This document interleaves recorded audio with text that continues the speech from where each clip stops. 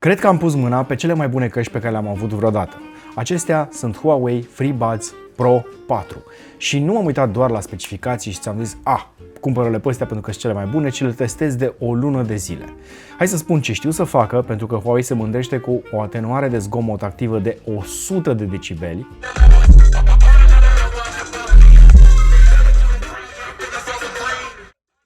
Ce faci, mă auzi?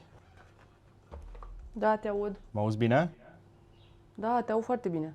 Aveam să întreb unde ești. De ce nu se aude nimic? Sunt în mașină. Și din scenariul ăsta, deși la mine în mașină se aude muzica foarte tare, am reușit să vorbesc la telefon fără niciun fel de probleme. Deci, practic, aș putea să vorbesc la telefon și să se audă aproape impecabil chiar și în metrou sau în tramvai sau atunci când e gălăgie foarte mare într-un club.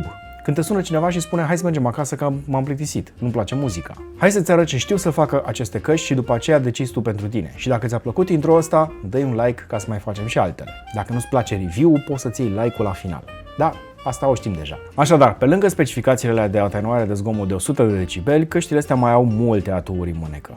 Mai exact, sunt o pereche de căști High Resolution Audio. Practic o să suporte toate standardele și formatele posibile, au încărcare rapidă, au încărcare wireless, poți să le cauți individual de pe telefon, separat, chiar dacă ți-ai băgat căștile într-un buzunar și carcasa în celălalt sau în rucsac, le vei găsi. Înainte să intru mai multe detalii, cam așa arată cutia.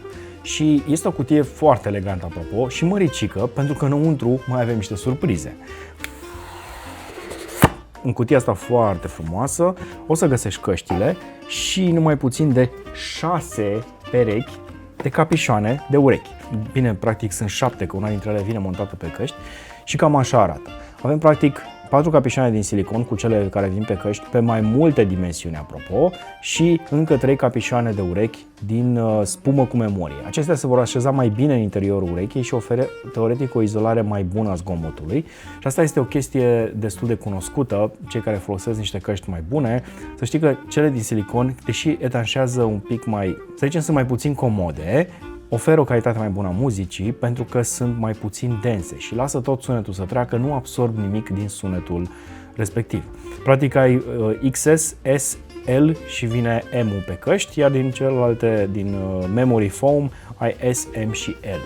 Îmi place că vine în chestia asta cu bucățica asta de plastic aici, pentru că le poți ține frumos ori cu tine dacă vrei să le schimbi sau să vrei să folosească și altcineva căștile, ori mai degrabă le bagi într-un sertar la tine în birou. Bun, avem carcasa asta foarte interesantă în care o să ții căștile și automat o să le încarce, desigur, care are o decupare, după cum vezi, așa un pic oblică și asta e făcută tocmai ca să poți să scoți căștile mai ușor, că atunci când vii cu mâna să nu te încurce marginea sau capăcelul, de exemplu, care nu se poate deschide mai mult de atât. Căștile sunt magnetice și se așează foarte frumos în husă, iar aceasta se închide foarte simpatic în momentul în care dai căpăcelul. Poți să le deschizi cu o singură mână, apropo, se deschid chiar ușor, nu o să ai niciun fel de problemă în sensul ăsta.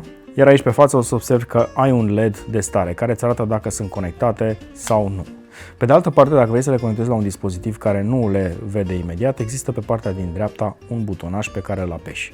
În partea de jos o să găsești mufa USB-C și, bineînțeles, difuzorul pe care o să-l folosești atunci când vrei să cauți căștile de pe telefon. Pe spate ai logo-ul Huawei cu niște striații foarte interesante aici. Abia se observă, să le pun cumva așa în lumină.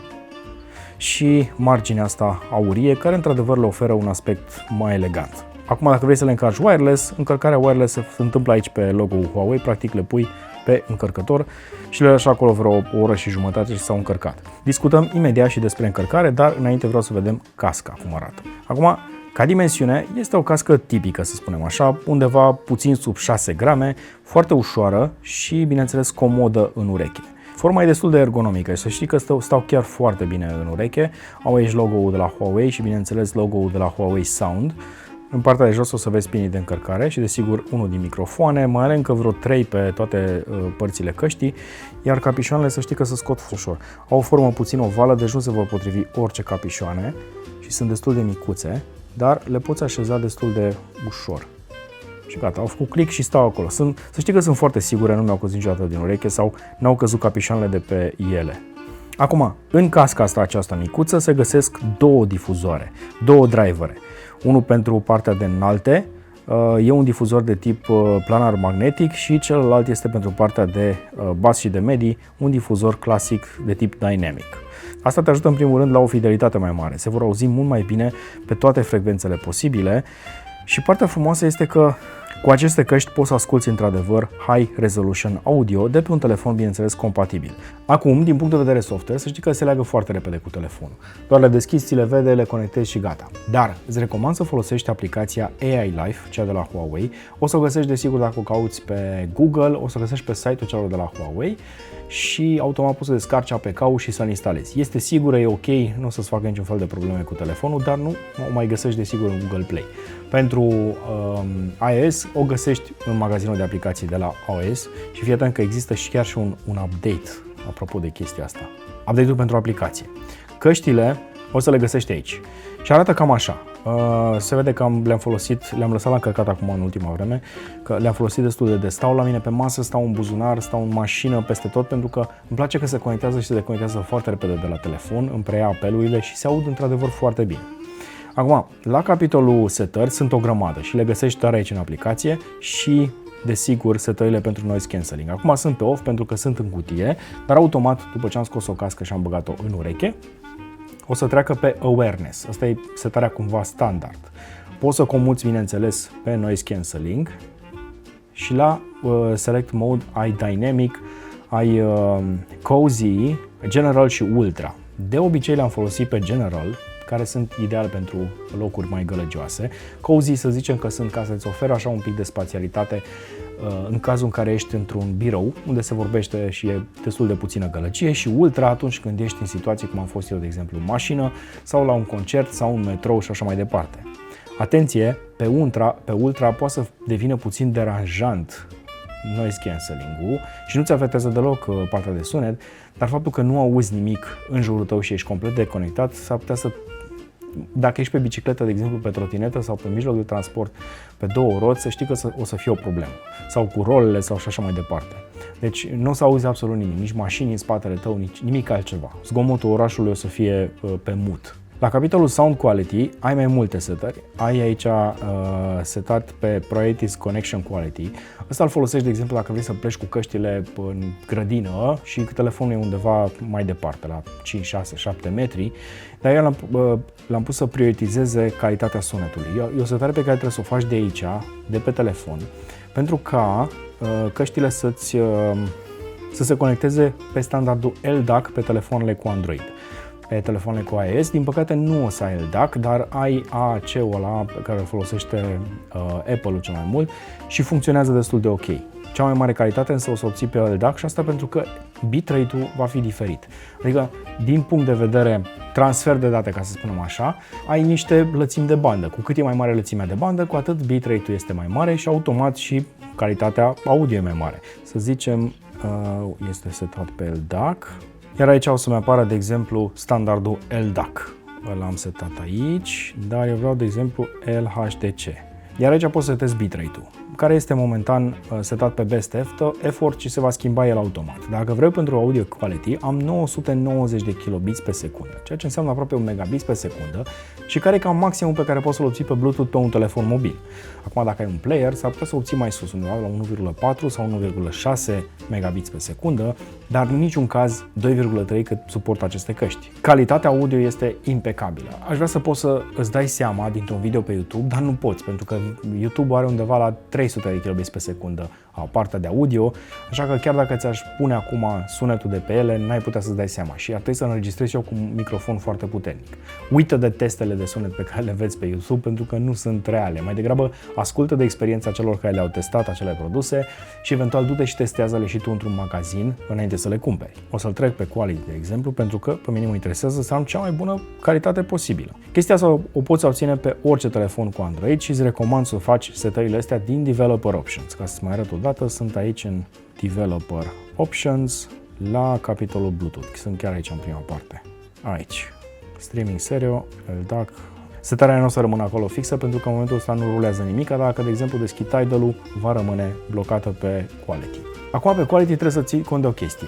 Au venit 3 update-uri momentan la aceste căști. Dacă le cumperi la momentul la care le vezi la noi review, adică atunci când le publicăm acum pe 28 ianuarie, să știi că s-ar putea să mai vină încă cel puțin 1 sau 2 update-uri care să rezolve problemele de conectivitate, pentru că sunt foarte multe telefoane la care se conectează aceste căști și automat, doar după lansarea lor, se pot face mai multe teste și telefonul poate raporta, de exemplu, că s-a deconectat prea des de la ele, ei să facă un update de firmware pentru modelul de telefon respectiv.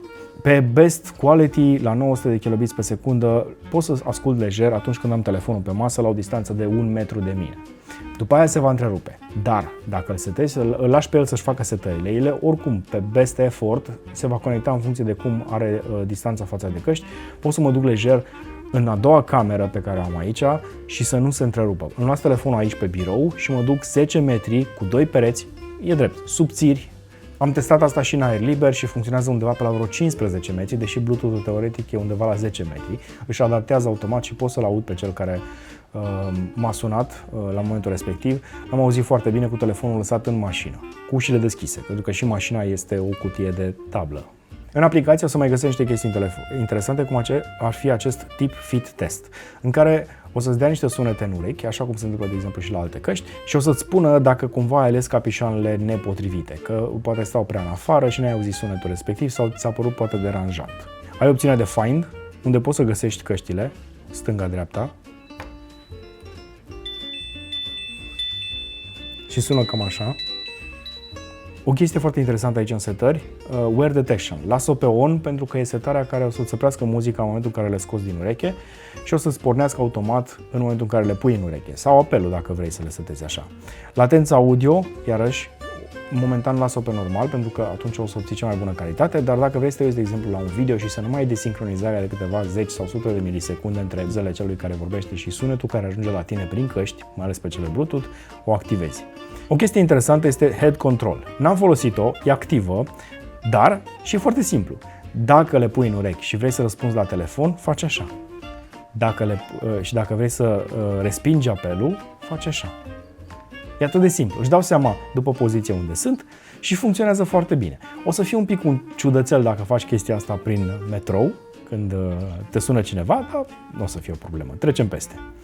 O altă chestie interesantă este Gesture Control. Aici ai toate setările posibile și le poți modifica tu cum vrei și au foarte multe. Practic poți să controlezi fiecare chestie direct de pe căști. Ai pinch, strângi de ea, ai tap, ca să dai click pe ea așa, practic lovești casca, pinch and hold, o strângi și o ții un pic și swipe, desigur, pe modulul acesta de antenă ca să faci anumite setări. Acum, de câte ori faci tu treaba asta, e în funcție de cât ai setat aici. Tab, de exemplu, pe stânga, pe dreapta, le poți configura separat. Pinch and hold, iarăși poți să setezi partea de noise cancelling, off, awareness. Swipe-ul este pentru ajustarea volumului, indiferent de casca pe care o folosești. Îmi place că sunt foarte customizabile în comparație cu ce am mai văzut și poți să ți le setezi tu în așa fel încât să le ții minte. Că poate ai niște gesturi pe care le faci doar cu mâna stângă sau doar cu mâna dreaptă și în felul ăsta ți le poți configura de aici. Cam asta e despre aplicație.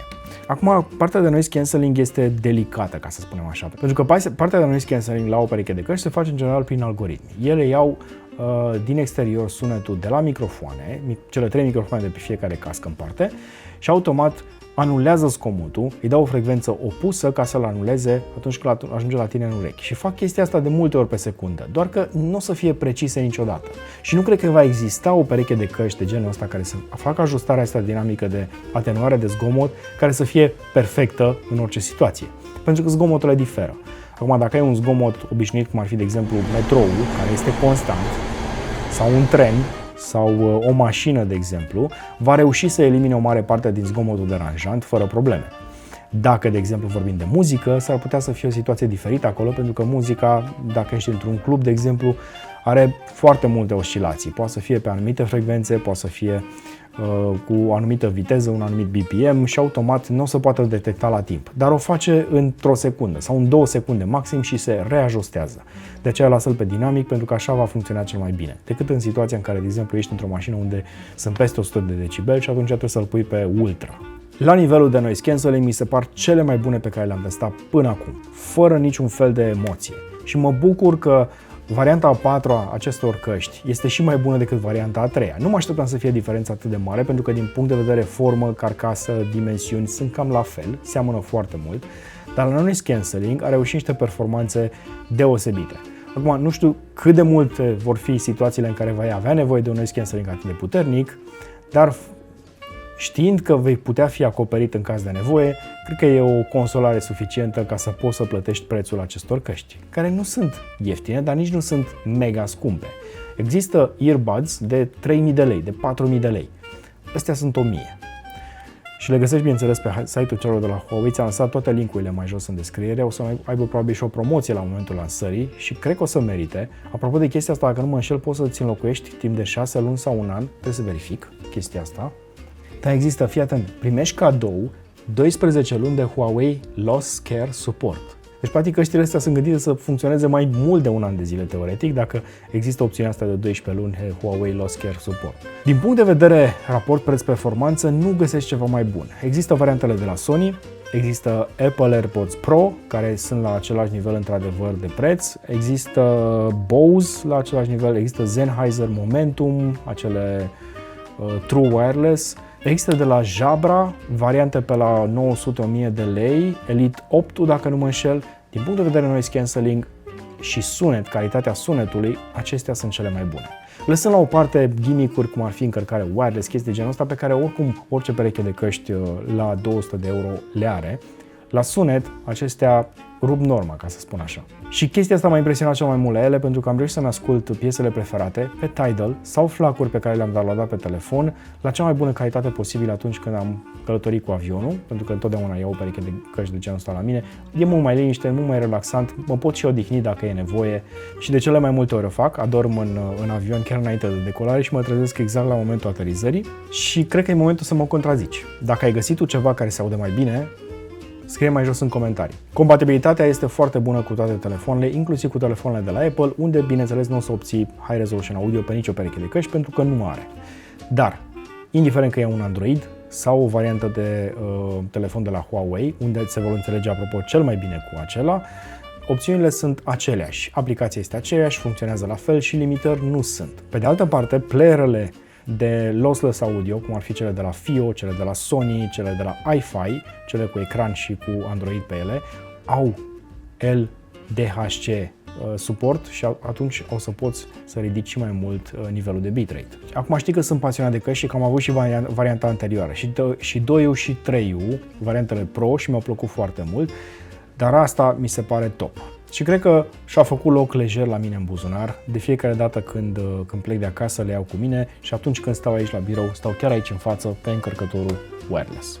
Acum, tot la capitolul muzică, ce mi-a plăcut foarte mult este efortul celor de la Huawei ca aceste căști să fie tunate așa cum trebuie. Au fost testate pe muzică clasică, pe muzică electro, pe muzică populară, au fost testate pe multe zeci de melodii, în așa fel încât să se audă foarte bine și au reglat acolo toate finețurile posibile. N-am discutat de baterie, 500 de mAh pentru carcasă și 55 de mAh pentru fiecare cască în parte. Acum o să se încarce destul de repede, apropo, 40 de minute durează să se încarce complet căștile și în vreo 5 minute se încarcă pentru câteva ore, pentru vreo 2 ore dacă nu mă înșel. Așadar, chiar dacă rămâi fără căști, poți să scoți una, de exemplu, din ureche, o lași pe cealaltă la încărcat și după aia faci switch. Au microfoane pe amândouă, deci nu o să existe problema să nu poți vorbi la telefon cu oricare dintre căști. Și carcasa se încarcă în vreo o oră și jumătate, mi se pare, complet cu cablu USB-C. Pe wireless e undeva la 2 ore încărcarea, dar nu cred că o să-ți face probleme, că dacă le lași seara la încărcat o să le ai a doua zi complet. Deși mi-am dat seama că le încarc undeva la o dată la 3-4 zile, pentru că le folosesc destul de des și chiar și atunci sunt undeva pe la 35-40%. Deci o să te țină lejer dacă le folosești un pic mai rar, chiar și o săptămână. Îți recomand, în schimb, să le ai încărcate o dată pe săptămână, să nu rămâi cu ele descărcate, desigur, la nevoie. Că tot ziceam că microfoane pe amândouă se pot conecta, apropo, și la 2 dispozitive în același timp, doar că, sunetul o să vină doar de pe unul dintre ele, dar stau conectate complet. Poți să le ai conectate și la laptop și la telefonul mobil, în cazul în care aștepți un call pe Skype sau pe Teams și pe celălalt poți să vorbești la telefon de pe apelarea normală de GSM. Autonomia undeva la maximum 6,5 ore cu noise cancelling și undeva la 4,5 ore fără noise cancelling. N-aș putea să fac o medie pentru că nu le-am lăsat să meargă constant, Dar atât pentru apeluri cât și pentru muzică poți să stai liniștit că 4 ore vor funcționa fără probleme. Și după aia, cum ziceam, le bagi repede la încărcat încă câteva minute și ca să mai ai încă 2 ore de autonomie. Îmi place chestia asta cu quick charge și cred că trebuie menționată la mai multe căști pentru că e importantă. Practic, cu tot cu carcasă, căștile astea îți promit undeva la 33 de ore de autonomie. Deci o să faci lejer un zbor intercontinental și o să ai baterie în continuare și pentru colul ăla de 2 ore pe care o să-l ai când ajungi în Shanghai. Acestea fiind spuse, cum îți recomandam mai devreme, dacă ți-a plăcut clipul ăsta, dă un like sau lasă like-ul pe care l-ai dat la început și dacă ai găsit ceva mai bun, contrazice-mă în comentarii. Sunt deschis la discuții, bineînțeles, productive, în sensul în care să-mi spui de ce crezi că acestea nu sunt cele mai bune. Pentru că pentru mine sunt. Dar, dacă tu ai altă experiență sau nu ți-a plăcut poate forma lor și așa mai departe, te rog spune mai jos în comentarii. Apropo de chestia asta, dacă te întrebi dacă pot fi folosite la alergat, da. Atâta vreme cât nu faci mișcări foarte bruște ale capului și îți pui capișoanele cu spumă de memorie. Cele din silicon nu sunt chiar așa de fixe, dar astea cu spumă de memorie sunt un pic mai rigide și nu o să ai nicio problemă. Când dai din cap, să răspunzi la telefon sau să închizi apelul, casca asta nu se mișcă de aici. Dar acum, dacă faci chestii sport de contact sau mai știu eu ce, nu se recomandă să poți căști. Din nou, cu modul de awareness on. Așadar, Huawei FreeBuds Pro 4, cea mai nouă versiune de căști de la Huawei, sensibil mai bună decât generația anterioară pe noise cancelling, la muzică, diferențe foarte mici, în afară de partea de codecuri și, bineînțeles, de bitrate-ul sensibil mai ridicat, iar la capitolul design, pus asta cu dunga asta aurie aici, a început să-mi placă foarte mult. Cum ziceam, lasă like-ul la acest video și dă-i share unui prieten care nu și-a găsit încă o pereche de căști care să aibă toate șmecheriile pe ele. Cam atât. Eu sunt Radu Neagu și noi ne vedem data viitoare. Numai bine!